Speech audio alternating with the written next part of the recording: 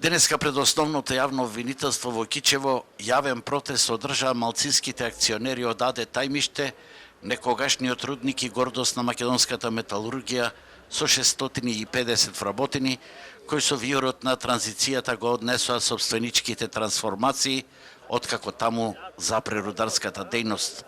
Оваа транзициско-приватизацијска сага, како да била напишана по учебник, во која доминантниот собственик, како што велат, раскрчмувал имот без да добијат нешто, а институциите што требаше да ги заштитат, нивната кривична пријава ја ставија во 3-годишна хибернација.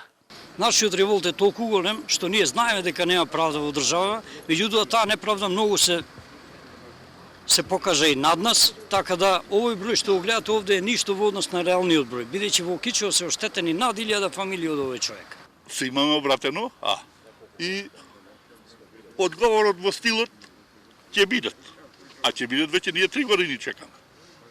3 години е голем период, не е мал период.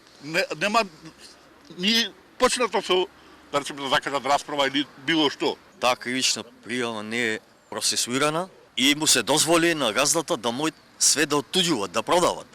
Ако таа пријава ќе нисаше, немаше фирмата да се распродајте.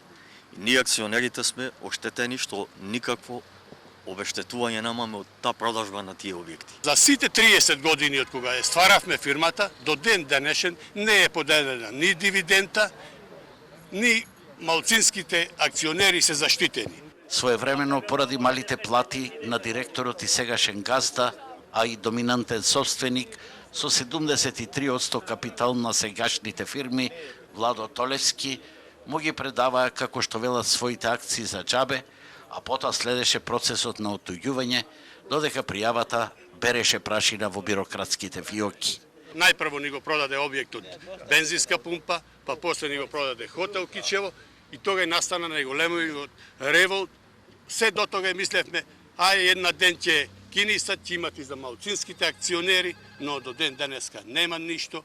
Поднесовме кривична пријава, судовите како што е сегде во оваа држава, а немат ни во ниједна, не сме ние, да сме само ние, единствена фирма и да не сме.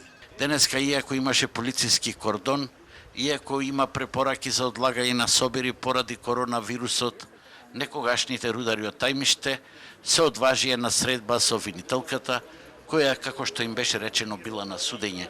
Допрва ќе се знае дали пријавата ќе се процесуира или можеби ќе застари.